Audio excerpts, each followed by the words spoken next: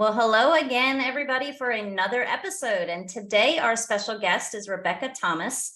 For more than 20 years, Rebecca has been helping people break through their obstacles that seem to be holding them back in life. With her high energy, contagious confidence, and natural ability to lead, she's been teaching women how to show up for themselves in big, unapologetic ways. Her clients reclaim their power, live intentionally, and do so their way, making their own rules as they go. Welcome, Rebecca. It's glad to have you. Hey, yeah, thank you, Tammy. It's great to be here. So tell us a little bit more about how you got into life coaching. I mean, you've obviously been a life coach for a long time, and most people come to it honestly. So tell us a little bit more about that. Yeah, so to back up probably to the base of everything. So I'm the oldest of seven, and I have five younger sisters, which funny enough, they're all in their 30s right now. So that in and of itself led me to be in my own coaching realm just through siblings. So that's definitely a core of what everything that I do. Like you get some big sis energy with the coaching. But the thing that actually led me into coaching itself was hosting people in my home through Airbnb. So several years ago, I was working from home, doing something completely different. I was in email marketing, salary stay-at-home mom, and was trying to figure out how to supplement my income without giving up the autonomy I had over my schedule, but also still allowing me to spend more time with my son, volunteer at school, go to field trips with him and things like that. Stumbled on the term Airbnb at one point and was just like, that's the thing. I can do that because I was used to having friends and family in my home and making it just a very welcoming space where you could come and use it for whatever you needed to. And so when I heard that term at the same time, I was doing some personal development and heard the term life coach right about the same time. And as soon as I heard it, I was like, that's what I'm supposed to be doing. And it was through the experiences with completely random strangers in my home and having really amazing conversations, holding space for them, but then also being able to challenge their perspective enough that they felt heard, validated, and empowered, but also felt like they had a viewpoint or something that they could harness when they left our space, where they could actually go home and do something about whatever it was that we had talked about. So that's how I got into life coaching. Very cool. I mean, that's important because it's like people can read all the information in the world. They can go to self-development, websites and read all this stuff, but unless they're actually given something tangible, something like a quick action step to implement, it's just a bunch of words. That's kind of how I look at, I just feel like it's just a bunch of information. It's nothing until you get someone that's going to help you walk with you. And that's, I mean, that's amazing. That's what a good life coach does. And you said you've been doing it on and off for 20 years, which is absolutely amazing. So tell us about, you said the dynamics of having seven sisters, no, seven siblings, six of them sisters. I'm the oldest of seven. So I had a brother. He actually passed away 10 years ago, and then five other sisters as well. So it was a split home. So it was still chaotic for sure and very interesting. And I always joke about the fact, like, I am so grateful I had a son myself, because that much feminine energy in a space, especially when most of them are in the same age groups and you hit that like preteen teenage years, is just, it's a lot. I can't even imagine. So, and it was just, I don't know, it was really interesting because when I was younger, I was kind of the only child for a long time until my dad got married to a second wife and they had started having kids. They had 4 kids together. And I had a stepbrother at the time too, when they got married. And it was so interesting because I had mainly grown up with my grandparents. My dad was actually in the military when I was younger, and I lived with my grandparents for a couple of years and would only see him when he came back and forth from being on leave. But then eventually he moved home. We stayed with my grandparents for a little while. He bought a house, got remarried, but I had a really, really close connection with my grandparents. And so yeah, I always had that really strong foundation and that unconditional love and that permission to be myself. I think there's a different dynamic between grandkids and grandparents that isn't the same as parents and kids. And so I was able to tap into that dynamic and use it to have a really solid idea and understanding of who I was, even when I couldn't put words to it. which is, I mean, you're blessed. And just tell Oh, you I'm that aware. you are Yeah. absolutely blessed, because so many of us are still in our 30s, 40s, 50s, and 60s and aren't aware of who we are, and aren't Mhm, aware that we are good enough to voice who we are and really step out. And mhm. I think that's amazing, because there's just too many people that they don't feel comfortable doing that, or they don't give themselves space or grace or whatever they need. And Mhm, you said, I mean, I can't even imagine the dynamics of growing up with 5 or 6 teenage girls. We, mhm. I kind of joke, but you had the stability of your grandparents. I kind of joke and say we had the dysfunctional Brady Bunch. My dad got remarried, Mm, so there was 3 girls and 3 boys, but there was just chaos and dysfunction that was off the yeah, charts. You know, yeah. alcoholism, fights, brawls, drugs, arrests. I mean, it was Mhm, not a fun, and not a fun place. And it was funny though, because in all that, I always mhm, had this, okay, there's got to be more. There's got to be more. There's got to mhm, be, this can't be what it's supposed to be. Um, mhm. it was my norm. So of course I didn't realize Right. until, unfortunately, in my early 20s when I was pregnant with my first one, that, oh, I had a lot of work to do. A Mhm. lot of work. But it's amazing. Like now I look back at it and go, wow, I wish I had that insight and that forethought at 16 or 17 to know that Mhm. we're all amazing and can say and do and be who we want to be. Yeah, yeah. So that's great. So you talk also about, I know you mentioned that you did get kind of, you were a split family, but also an intertwined family, but that you Mhm. had a mother. What, tell me about what would happen there. I was, So it's really interesting, and I always have to preface by saying I don't have the whole story, and I don't know if I ever will. Um, okay. the only person that's really been willing to talk about this a lot has been my mom, so I get her version. But that being said, basically my dad her and her were going through a divorce when I was about a year and a half old. He was still stationed in the military, Okay. and through whatever happened, he ended up basically taking me from her and sending me to live with my grandparents, and she didn't know where I was. Oh, wow. So I was not raised with my mom. They got divorced. She ended up remarrying a couple years after that. She's still with my other dad, my stepdad dad. Um, but I was not raised with her. And so that's a big reason why I was always in the company of my grandparents, and probably also why I mean, on top of just who they were for me in general, but probably also protecting me and nurturing me even more because that piece wasn't there.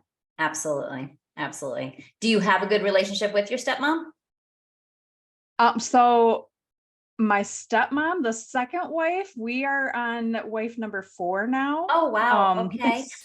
So Lots of Christmas so presents.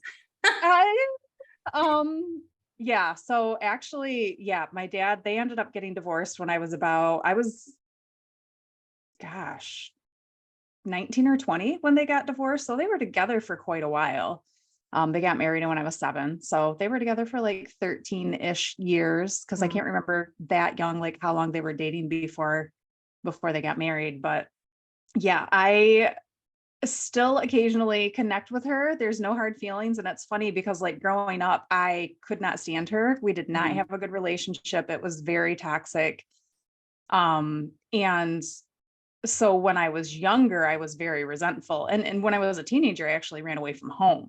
So Okay. there was a lot going on. I did not want to be there for so many different reasons.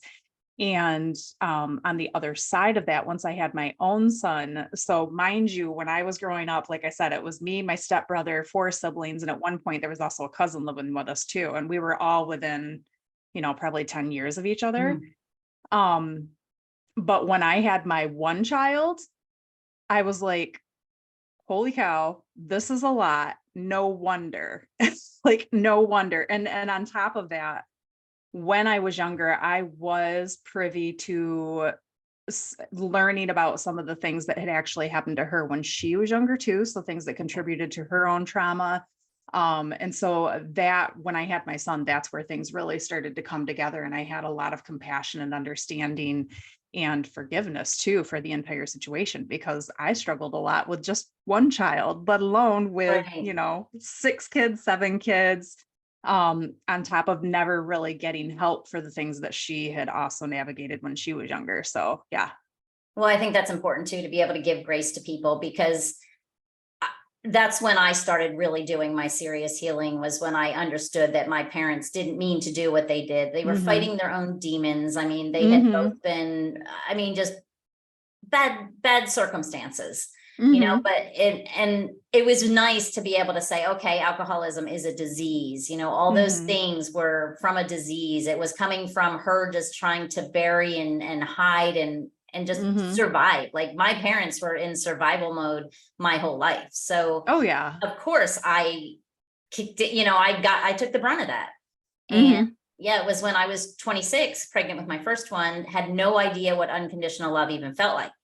Yeah. And I was like, oh my goodness, how am I going to be a mom? Like, how am I going to do Right. this? Right. To try Yeah. to pull from little bits and pieces. And I was fortunate, like you were, that I did have my grandmother, who I think loved, I mean, I know she loved me unconditionally, but I never even Mhm. told her until I was 40 years old what happened to me as a child. So I feel like she never even Mm. really knew the real me. Yeah. Had I had that courage to come out and tell people, I think, we would have connected on a different level. Yeah, and not only the courage to come out and tell people, but also like you were saying, like that was your norm, right? So the things we go through, we think are normal, and generally because they're normal because it's something that's been passed down and happened over multiple generations. So nobody blinks an eye because that's just how it's always been. But I think the other piece that really helped me over the last couple of years, more with language than anything, because I've done a ton of healing, I've done a ton of work. I'm in a really good place with a lot of things. Doesn't mean I'm doing everything what do I- perfectly, but it does mean that instead of it being a right, wrong, good or bad, your fault, my fault type of thing, it's more, let's get curious, let's understand that. So the thing that really helped put it in perspective for me, especially, so I don't know how much, or if you talk with your audience about being a transitional character. Have you heard Mm. of that term before? I've heard the So term, but yeah, so it's basically when you're a transitional character, you look back on the things that have been normalized in your family and your society and your circles, whatever that looks like, and you make an intentional choice to do it differently. So healed people heal people instead of right. hurt people, healed people heal people. And so at one point I heard somebody talking about the fact that back in the day, and forever and ever and ever and ever, safety and self-esteem has come from tribe. So the how that was created and how it was secured was, kind of all for one for all. So we didn't speak to those individual traumas that happened to the person because that's not how we found safety. We found safety in tribe. And so a lot of the older generations, and still some of us still, are still there. And again, not a right, wrong thing, not good or bad, but there's a lot of us that are actually swinging to the other side of that, where we're being the transitional characters. And it's more about like safety is in me, Right. and that's how I create it. And my self-esteem and my confidence is also taking pride in accepting and loving who I am as an individual versus trying to fit in. Amen. I mean, I think that's the whole basis of everything I talk to people about, is that you have everything you need inside of you. You just need to believe it's in there. And if you're looking for positivity or anything from the external forces or the outside, you're not going to find it. Mhm. You have to be able to look within, but you also have to do the healing work to be able to feel that you're truly worthy of these Mhm. things. You have to Mhm. believe you have it all inside of you, and you have to believe it's all good. you Mhm. know And the tricky part is you can't really believe it until you kind of like fake it until you make it. It's taking that hmm initial first step, scared or not, usually scared, and being able to take those little steps. But that is what actually builds that self-trust and that self-confidence and lets you show up more authentically, because then all of a sudden you're proving to yourself that it's different than what you thought it was before based on past experience. Right. Oh, it's like the first, I joke and I say it's the first time you set a boundary and you set it, and then all of a sudden, and you're kind of like, oh, and then you get like someone looks at you like in awe, like, wow, this girl can stand up for herself. And the next thing you know, it becomes easier and easier. And then you're building your Mhm. self-confidence and your self-esteem and everything. So Mhm. you obviously I'm still trying to wrap my head around this dynamics of living in your family. And I Yeah. can't imagine, because I know I have 3 children and they're all grown Uh-huh. now. Look, my youngest is in college, but I remember days of just, whoa, like, how do you do Mm-hmm. this as a parent? And it's even harder now. I truly believe that. Um, Mm-hmm. for people that are growing up, or went through junk. I mean, you look in the school system and there's so much adversity, and there's so many things these poor children are dealing with. Mm-hmm. And the parents have it tough. The parents have, I don't know if you deal mostly with parents or children. Is it mostly parents? Adults. Mm-hmm. Adults. Okay. Mm-hmm. So what would be some advice you might give to adults if you see their child that is suffering with these battles of authenticity and Mm-hmm. self-esteem, those type issues? The biggest thing I think is, first of all, giving them a space that they can show up and be heard Mhm. without having to react or make it feel better for the person. So as a parent, that's something that can be really hard. We don't like to see our kids hurt. And also, like, we want to get in front of them with the lessons because, oh my gosh, you don't need to learn that the hard way.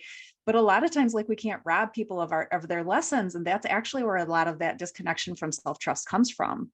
As somebody else is constantly reassuring you or making it better or fixing it, and then you don't embody and trust that you have the power to do that, and you always feel like you're the mercy of, like, whatever is happening to you in your life. So I think the biggest thing is,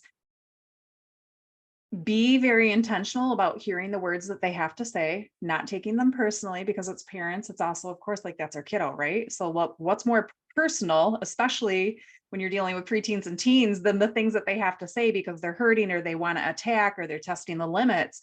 But being Sure. able to really set boundaries around what is and isn't okay, and respecting those boundaries and reinforcing those boundaries, but also giving them the space to feel, to express themselves, and then being able to circle back, like, sit with it from our end Right. and chew on, like, where's my accountability in this? How am I showing up in this? What is this triggering me? But then also giving your kiddo the space to be able to trust themselves, be able to feel uncomfortable emotions and be able to feel them alongside somebody else, especially somebody that's there for them, loves them, and letting them be a support system versus, like, we have to have this constant back and forth and butting of heads. Right.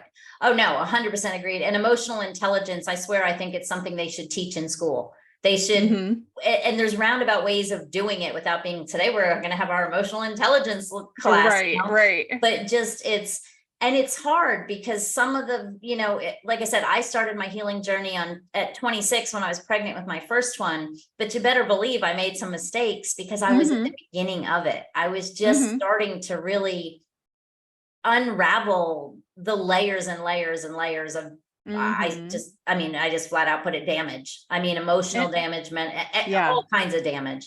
Oh, And yeah. so, like, with my first one, there really weren't boundaries. I didn't Mhm. understand that. I Yeah, wanted to do, like you said, I wanted to be everything to everybody that nobody was to me. which is so funny because then we're also robbing ourselves of being that person for ourselves, kind of like you were talking about earlier, looking for that validation or whatever it is outside of ourselves. That just means we're constantly chasing it and looking for somebody else to do it for us versus understanding and embodying that we can do that for ourselves. It's like I tell people, just sit with the small version of yourself or sit with another version of yourself and say, am I treating that person the way I would treat my best friend? Mm, Like, yeah. become your own best friend, because until you can, like, I know your little inner critic that does this in your little head, you would never talk to your friends the way you let that Right. that little voice talk to you. And Yeah. it's just, but again, it's hard. And so where would you suggest to people, like, what did you have an aha moment? I mean, I feel like you were completely blessed in that you had some insight, Mhm. because you didn't, I'm not saying you didn't go through dysfunction, because you absolutely Oh, most yeah. certainly Yeah. did. But I you had a did really have strong that love. foundation first. Yeah. Yes. And So also, so I think the other thing for me too is, like, my core values yes. are authenticity, autonomy, and curiosity. So, like, the fact that authenticity and autonomy are two of the three core values for Mhm. me is another reason that I was able to, even when I didn't really know what it meant, still belong to myself. I mean, I'm as stubborn as the day is long, I'm more graceful with that now than I was when I was Mhm. younger, but at the same time, like that's something that really allowed me to show up as myself. And it was always more important to me to respect myself. But that Yes. was piggybacked again on that solid foundation of being given space to be able Yes. to show up like that.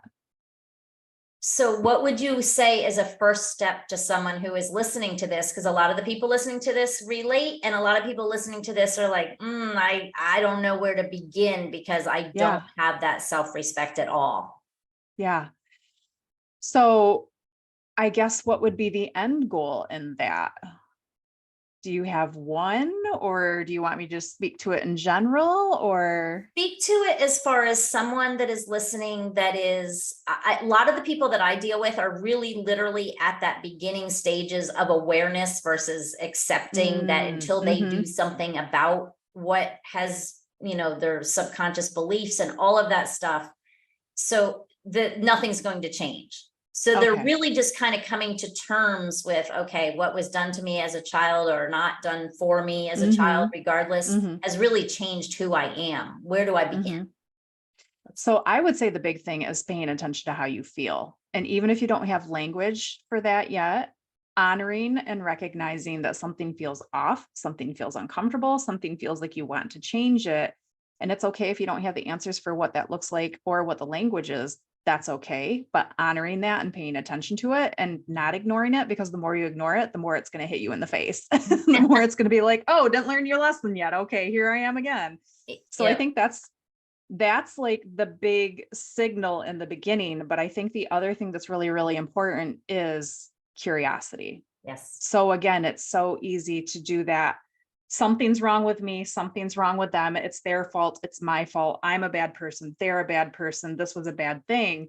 I think Gabor Mate said it better than anybody I've ever heard. And it's trauma isn't the thing that happens to you. It's what happens alone inside of you, or what happens inside of you when you've been left alone with the trauma.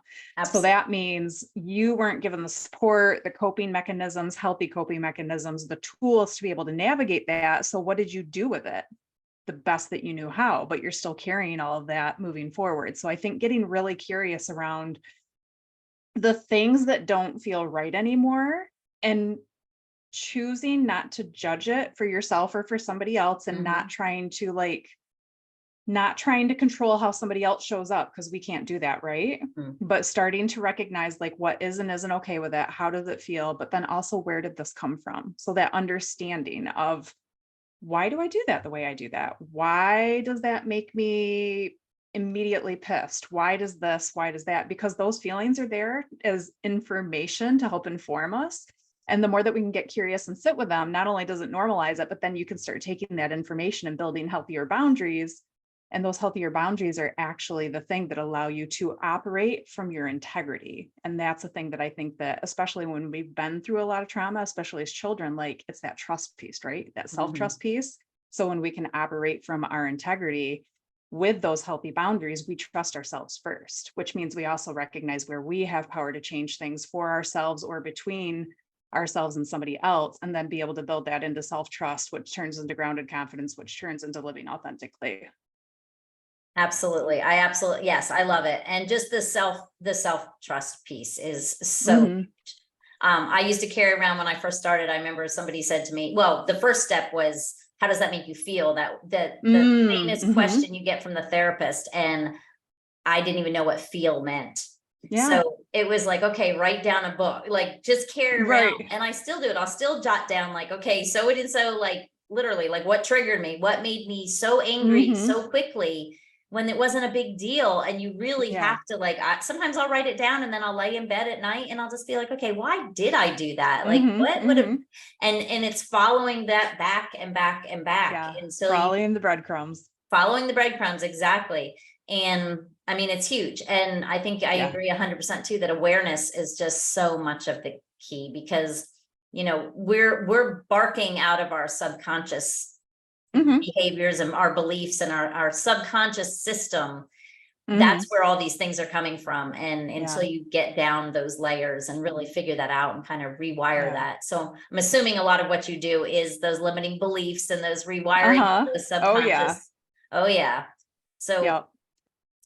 talk a little bit about that with your clients?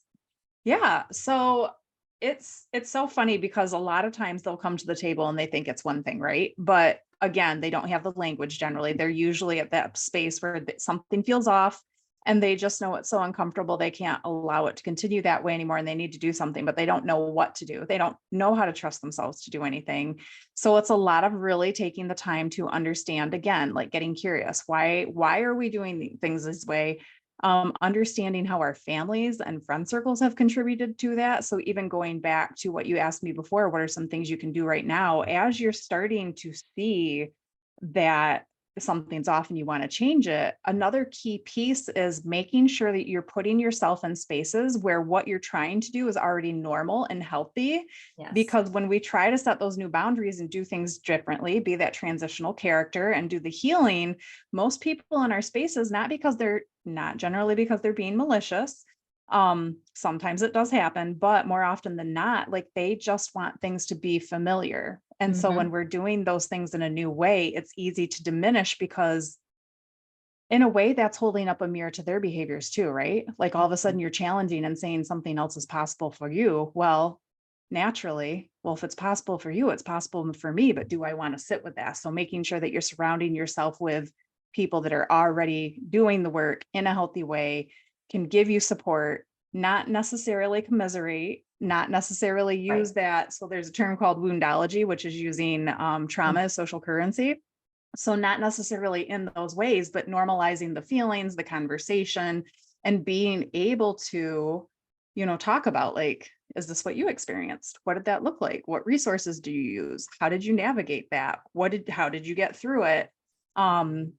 But then again, just building that self-trust, because a lot of times one of the reasons we don't trust ourselves is because it's not us that we've been trusting all this time or that we've been giving the power over to. And again, not right or wrong. It's just how it happens most often. So starting to recognize like what you prefer and how to stay your integrity and then be giving a space. And so that's what I do is I give you the space to show up as yourself because you don't have to react to me. I have zero expectations. I've got healthy boundaries, but I don't have expectations. So what you need that to be and what you need to feel and express is key to building that self-trust, validating your emotions, feelings, and experiences, and then being able to move through that and get on the other side of it. And I think another big piece too, for all of that, like Brene Brown has the book, The Atlas of the Heart. Have you ever talked about that? Yes. Yeah. And that's like, again, language is so important, especially when you're in the beginning, you don't have a language for it. Something just feels off. And so being able to understand what those feelings are and what can either create bigger pain points with them or what can actually help shift them. Part of that is understanding what you're feeling and what that means. Absolutely. Absolutely. Wow. You got a lot of wisdom behind you. So do you do mostly group coaching or mostly one-on-one, or how are you set up mostly? So I do mostly one-on-one coaching. If we work together long enough, you do actually have the option to bring a second person, whether that's somebody that you want to heal with or somebody that you want to show how to better support you on your journey. I also do small teams coaching too, and that can be private or business. I do have a corporate training out there, but everything that we do circles back to that healthy boundaries, qualifying decisions, qualifying goals, building in points of accountability, challenge, celebration, but just deepening that understanding and that awareness and making sure that you are connecting with yourself as well as others and getting outside of your head. So absolutely. So if people want to work with you, what is the best place for them to go? I mean, I'm going to put all your links in the show notes and everything, but just if they want to reach out right now, they're like, man, I need to talk to Rebecca. What do I do? Yeah. So probably the quickest way would be on Facebook Messenger through my Facebook page. So Rebecca Thomas, More Than a Life Coach, or Maria Venus. You look either one of those up and I'll come up on Facebook. My website's under that, my Instagram's under that, my LinkedIn's under that. But if you want to get a hold of me, start having a conversation, or even just go there and see what I've been sharing and what that looks like and get a feel for who I am. And if anything's resonating, then that's absolutely the first place you should go. Absolutely. Because I think, in all of this, it's very difficult to do this all on your own. I mean, Mhm. it's almost impossible. I remember when I first started and I didn't want to go to therapy, and they didn't have coaches and group coaching and Yeah. all Oh that stuff yeah. back then. I mean, I was literally at the bookstore, like flipping through, like, okay, Right. suicide, depression, anxiety, Yeah. alcohol, like, what do I do? And I didn't have those resources. And now you do have those resources. And it's a, an accountability partner or accountability Mhm. group is just so critical, I think, Oh and yeah. it's just critical to your healing. It's Oh very, very yeah. helpful. And Yeah. we appreciate that for sure, right? Having Mhm. that out there, because I joke and say, man, what I wouldn't have done for the internet 35 years ago. Mhm. Yeah, but it's funny we say that, but even so, like if it happened 35 years ago, we still wouldn't have the normalization of mental health and talking about No. our trauma and all those things too. So it's just like everything else, it's a process, right? Like Yep. everything for somehow just kind of clicks together when it's supposed to. Mhm. But I think that also brings up another point. Like one of the things that makes it so challenging right now to do the work yourself too is the overwhelming amount of information. Yes. So being able to not feel like you have to plug into every single piece of information, every single idea, every single healing modality, but then be able to still recognize and focus on what's actually going to create traction in my healing journey. Exactly. And I like to say awareness and Mhm. education is a key, because like you said, what Mhm. works for one person is not going to work for everybody. Exactly. And you can't do them all. What I mean? You Yeah. can't you Yeah. can't wake Yeah. up Monday and go, okay, hypnotherapy, EMDR, TFT, let's tap, Right. let's dance, let's do yoga, There's let's too many rabbit holes. way too many rabbit holes. But I mean, but it's good to just have a process, and to have a way Mhm. to just start becoming aware, like you said, and start and baby steps, because it Mhm. took some people 30, 40, 50 years to get to the point even where they're like, oh my gosh, like you said, no words, but Mhm. it's just not right. I'm just not Mhm. happy. I'm not happy in my finances, in my relationships, in my children's, anything. And Yeah. it's this feeling of, I just don't know why. And Mhm. so, yes, I think it's super important to, yeah, don't get buried in all these modalities and thinking you got Uh-huh. to do everything. And It just, also in trying to find one more way to fix yourself because there's nothing that needs to be fixed. We're constantly evolving and changing as humans, but to feel like, oh, I just need to fix this one more thing and fix this one more thing, like that's also not sustainable. It's exhausting. It's not healthy either. Like you're still missing the beauty of accepting yourself and being.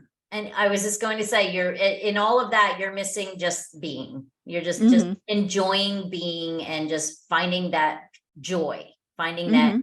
innate joy that you have in there. Mhm. So, well, thank you so much for coming. So before we sign Yeah. off, I want you to, if you could give one piece or words of wisdom or something Uh-huh. from Rebecca Thomas to Yep. leave people with, what would it be? Be kind to my friend.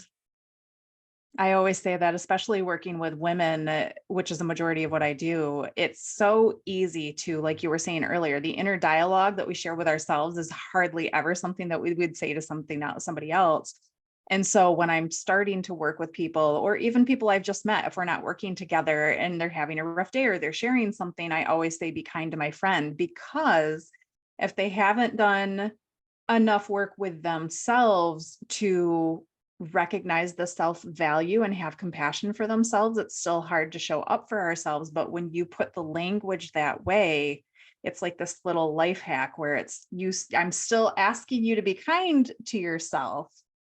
And maybe you're not doing it for yourself yet, but it's planting that seed of like, this is what that looks like and still holding you accountable. But it's also something we can use with other people too. Be kind to my friend. Absolutely. I love that. Be kind to my friend. Yeah. And Mhm. it's like that you, little you sitting next to you and just Uh-huh. treating it like your best friend. Absolutely. Yep. Well, thank Yeah. you so much for coming. I appreciate it. Yeah, thank you. Absolutely. And for everybody out there listening, once again, it doesn't matter where you've been, it doesn't matter what you've gone Mhm. through. You are absolutely divinely beautiful inside. You have everything you need inside to have a joyous you. And you're looking at proof positive that there's joy. There's absolute joy out Mhm. there. Thank you very much, and have a blessed week. Bye, guys.